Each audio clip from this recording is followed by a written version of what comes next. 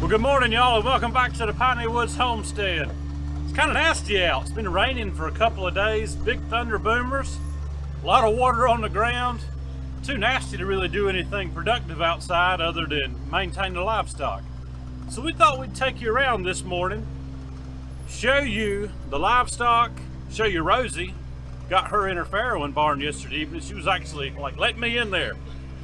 She knows where she had babies last time and she wants back in there. So we're gonna take you, we're gonna stop at the chickens first, take care of some hogs. We'll ride down and show you the big garden, and then we'll go back up and Lisa's gonna show you the raised beds and how they're producing and coming along now, because it's been a few weeks since we've really showcased those. But guys, thanks for stopping in. Hit the old thumbs up for us. Subscribe if you hadn't, and if you have, y'all, we appreciate you. Let's get to some chores.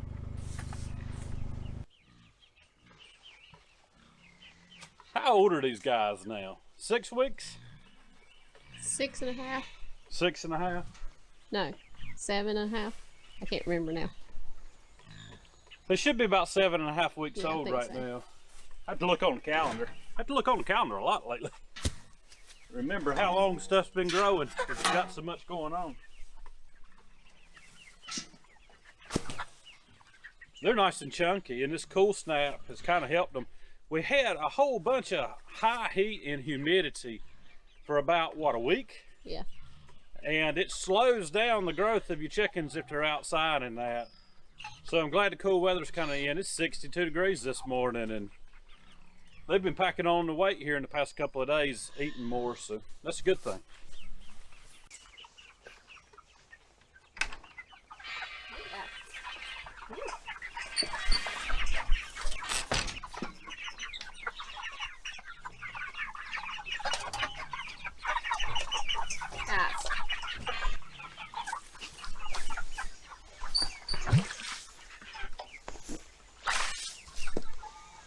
In the water.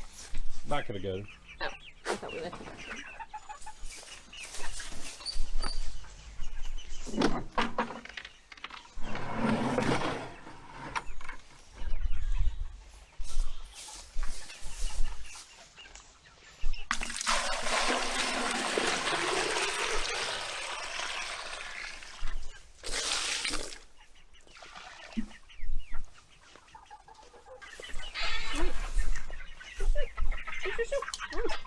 Come on. Okay.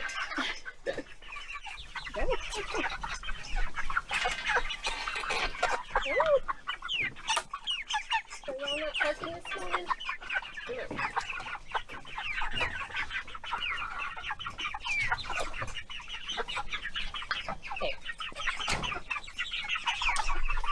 There you go. Always in there. Come on.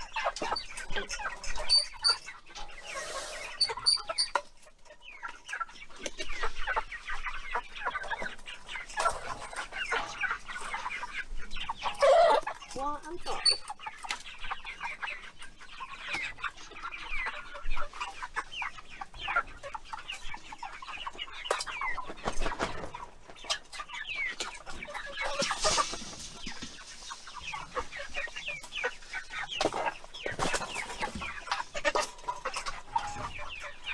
What are you doing?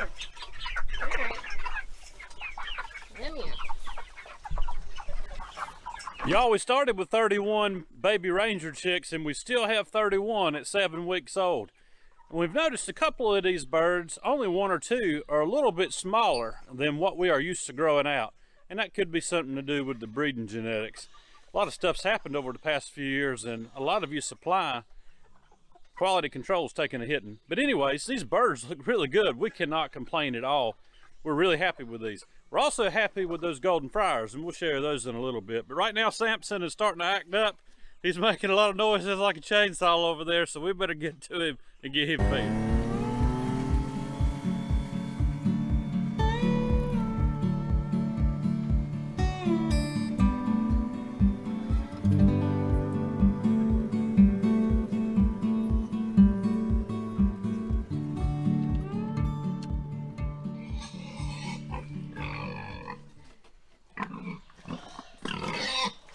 I tell you, these pigs have loved all this heavy rain, but Makes it a mess when it comes time to feed. She hadn't been in here yet.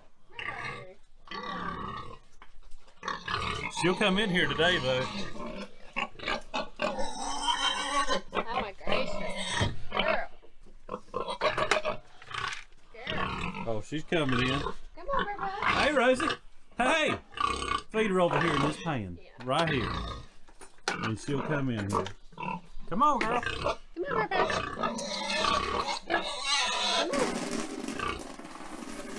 Come on, Rosie. She'll come. Come on.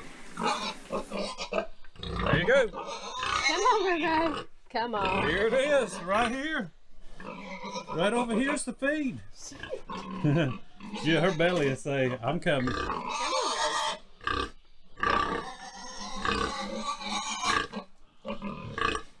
Yeah. I want in there, but you're already halfway in. She'll come in here. All right, Dixie. Right.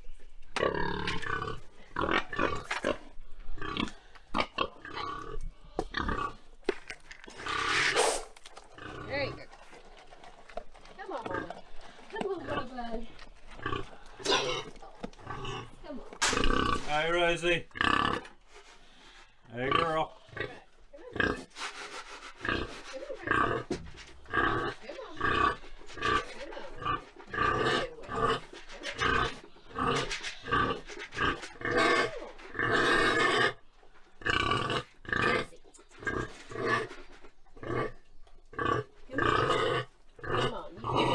Come on.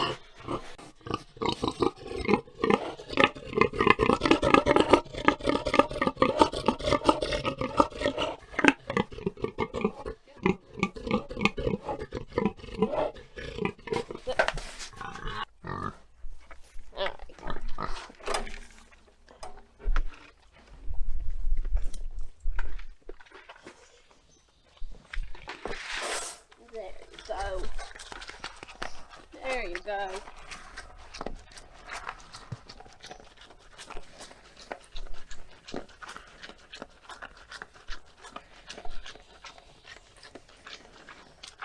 They're good. Light on you. So Rosie, she's busy getting the courage up to come on in there to her feed pan that she's used to eating out of when she's in the farrowing barn. And that old belly will drive her in there, that hunger, that'll get her on in there, and she's already in there. She's just got to get the courage up to try something new. It's funny how these pigs are. Once they get a set routine, that's what they want. And to break that mold, it takes a little bit of coaxing and a little bit of hunger once in a while. But she's got all the water and feed she could handle.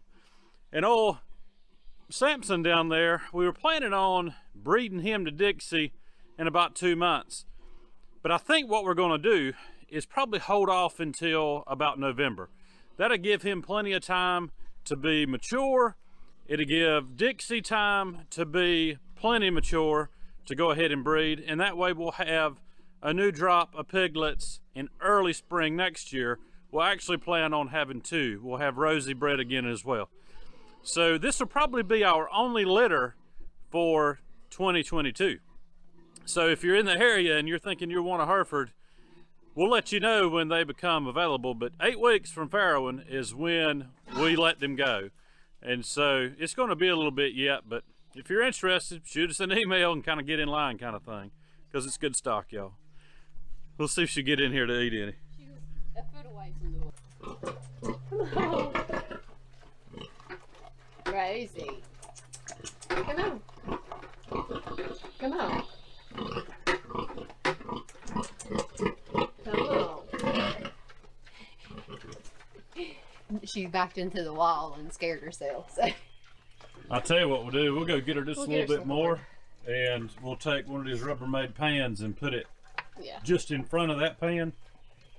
She was literally like snout over it, and oh yeah, she's just a big baby. She's like this with every little move she ever makes. Rosie girl.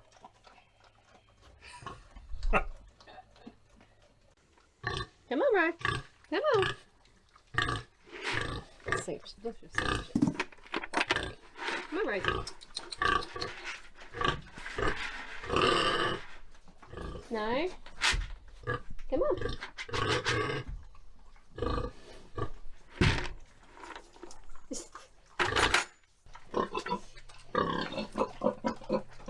Alright, so this morning Rosie wins, we lose. She wouldn't come all the way in, she did, but she backed up and hit her butt on the side of the barn in there, and that freaked her out.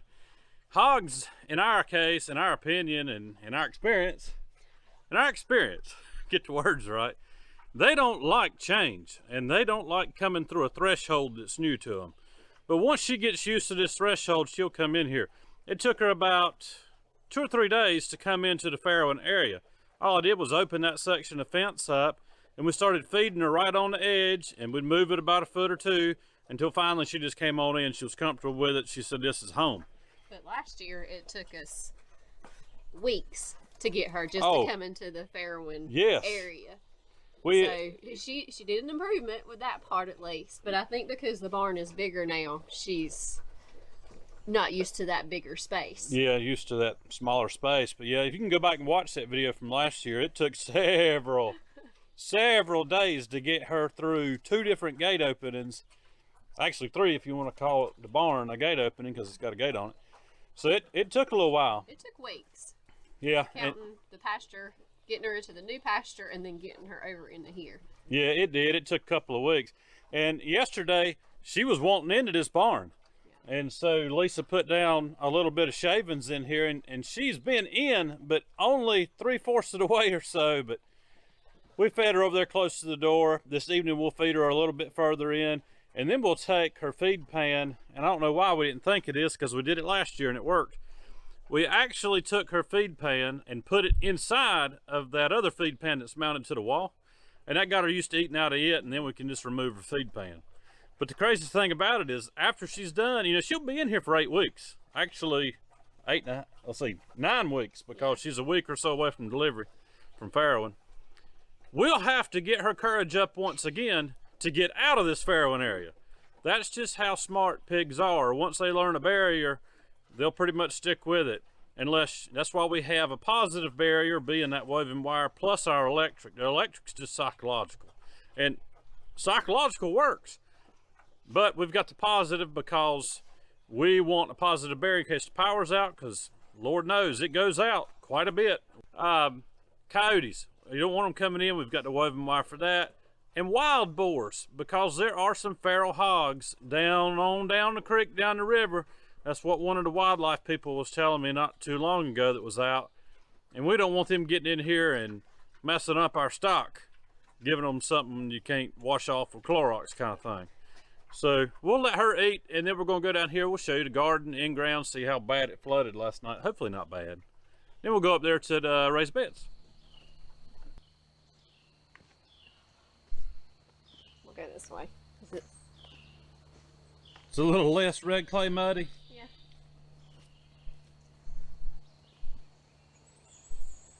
If the corn's grown again. The corn has grown since we healed it the other day.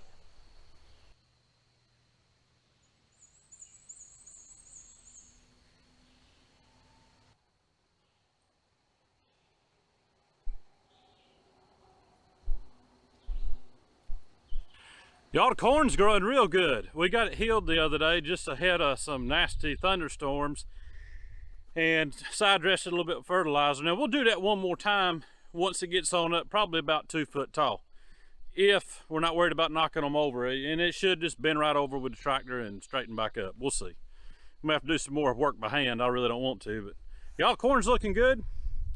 Lisa's tomatoes are looking good. These are those 14 extra celebrities that she had planted, and I got her the cheap cages for. They're looking real good. Believe it or not, cucumbers. Still not a good germination on them. Not a great germination. Not a great germination on those cucumbers, but we got 8 plants up. And the cucumbers are a new variety to us. Max Pack. No, these were the National Pickling.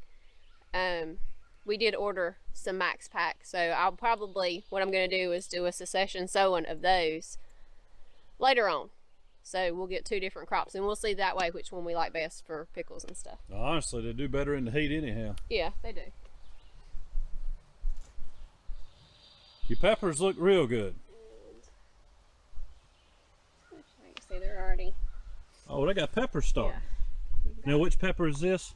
That is one of the Time Bomb, which will end up like they're a hot pepper, but they'll have they got a slightly different shape than most hot peppers. We like hot peppers. Like it spicy. Yes. And there's loads of blooms on everybody. We've got more storms coming. Friday they're talking enhanced risk of severe storms, so I'm gonna come through. I've been putting it off. I absolutely loathe Florida weaving, but it works great for the peppers, and so I'm gonna get these all with their first run of Florida weave probably today ahead of the storms. 2 rows of butter beans there are looking fantastic, and then on the other side there's basically a good 3 rows of green beans, 40 foot long or so. So they're coming on pretty good. Lisa's real happy about those butter beans. Love to eat them, hate to shell them. The butter beans are actually, what, about 10-year-old seeds? Yeah. And we got basically, I would say 90–95% germination. There's only just a few spots that. Well, you know, I think those few spots are probably well, it could have been where you didn't get any seed. I didn't sow very well, yeah. But they look real good. Yeah. I'm disappointed a little bit in myself on the green bean patch down here, just because I let it get thinned out. But oh man, our okra's up.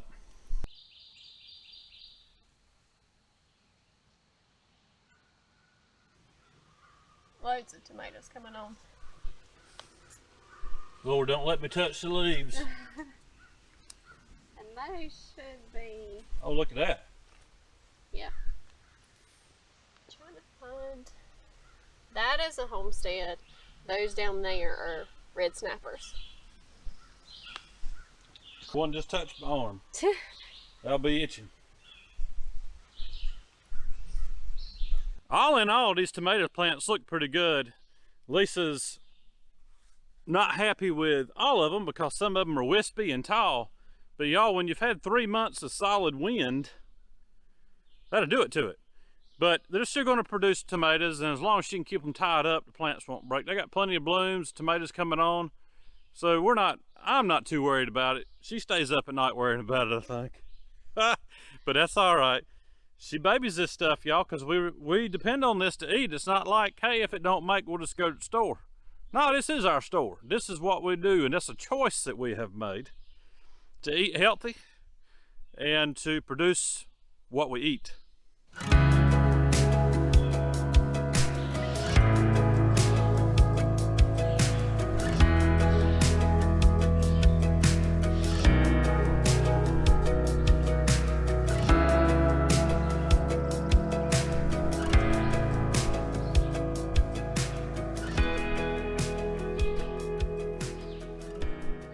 Y'all, that's a pretty good looking garden. When we were out here the other day hilling up corn, I was complaining about all this red clay out here. Let me show you what it does to your boots if it's rained. With the red clay, you usually end up about 6 inches taller going out of the garden than when you came in. Yeah, who was it that was saying they don't like red clay out here the other day? Me. It was you. I like dirt you can walk in after it's rained, and it don't really stick to your boots that bad. But hey, I'm happy for this dirt too. The Lord is good. He's given us this dirt to work. All right, guys, these are our golden friars at 5 weeks old. They're a little bit smaller than a Ranger at 5 weeks old. Actually, quite a bit smaller, but that's what we were going for. We're wanting a bird that we can raise out and hopefully 8 to 9 weeks for a 3 to 4 pound yield. And I don't know if you can see on these birds if they turn to the camera right, but their breasts are getting really big. and that's a good thing. And their legs, they're going to have a yellow skin, which is what we wanted, and decent sized breast, but it's going to be an all-around good frying chicken. And if you like fried chicken or are used to cooking it at home, you know what I'm talking about. Something that's just a little bit smaller, that cooks up a little bit quicker, that still has that flavor that you're looking for, and plus is going to be tender. And we'll show you when we process birds the trick to a tender chicken. A lot of people are turned off. They'll raise chickens the first time, they'll go to cook one and it's like shoe leather. That's going to happen with a lot of animals that you raise, but we're going to show you the process for making those birds melt in your mouth tender, and that's what you're going to get with these Rangers, and hopefully with these golden fryers.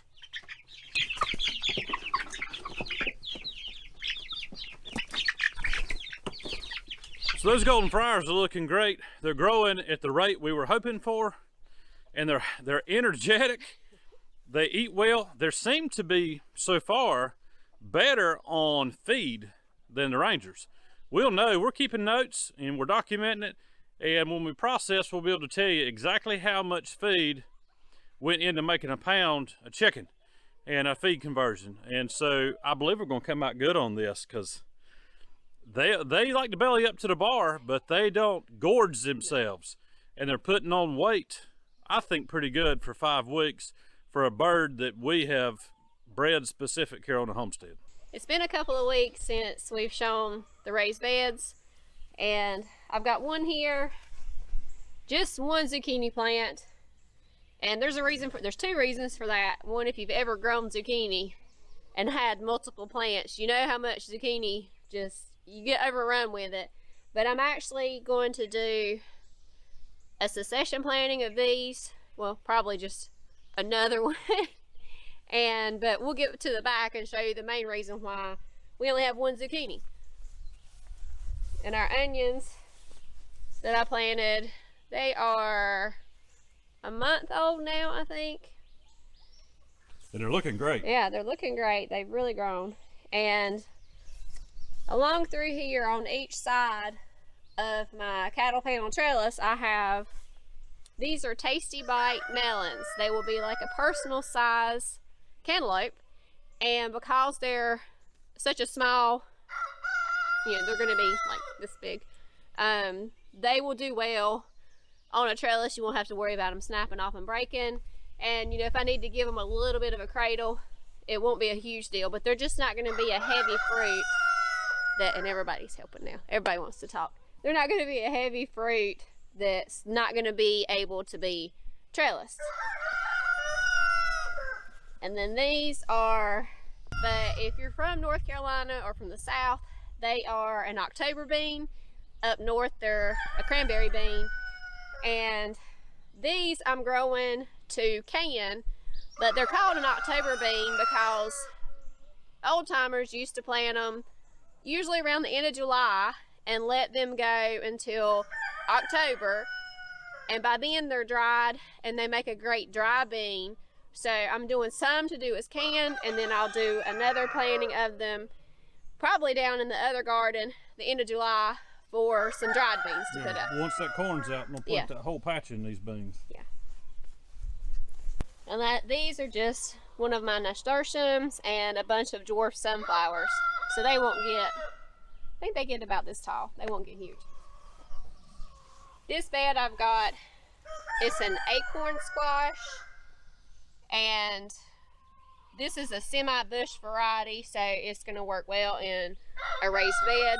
Most acorn squashes kind of grow like a pumpkin and vine everywhere, but this will be our first year with this type, so hopefully it's something we're going to like and keep for next year. And we got another bed of green beans. This was where our collards were.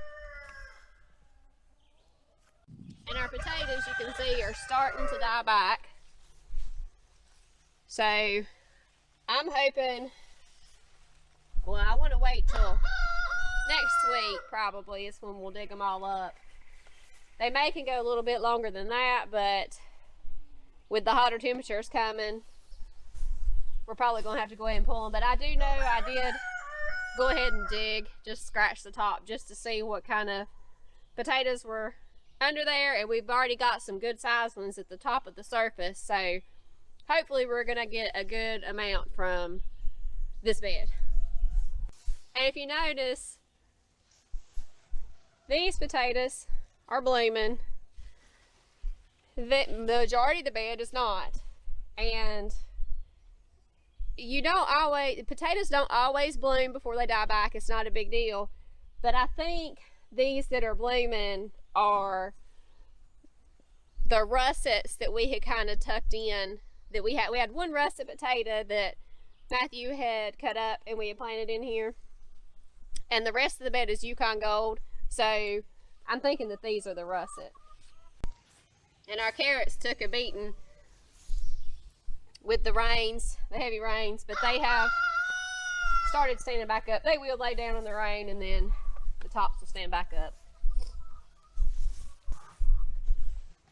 And going back to the zucchini, this is part of the reason why I only have one zucchini plant. This is my absolute favorite squash variety in the whole wide world. Mine too. And Matthew had actually, my grandfather grew these, and I convinced Matthew to try them last year, and he absolutely fell in love with them. They are noon beam patty pan squash. So they're a little scalloped squash, but they hold up. They don't get mushy when you cook them, even when you fry them. They keep that nice texture. They're firm and nutty. Yeah, they stay firm and nutty, and they keep so much longer. And they're heavy bearing too.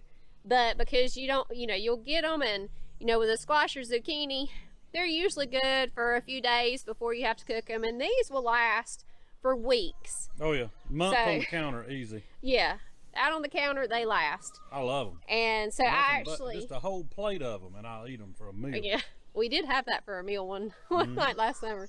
But I started these about a week and a half before these, so that I'm not getting them all at one time. So we'll have a staggered crop coming in from those. And our other green beans here. And these are Blue Lakes, y'all. That's all we plant. They're Blue Lake bush bean. Bush beans. Yes. And our strawberries have fire ants. Yes, fire ants.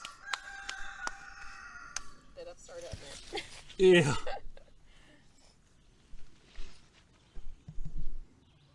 I've got to pick some of these this morning. Y'all, we've tried everything to get rid of fire ants when they come up in the bed. I've peed on them. I've put poison on them in the off season.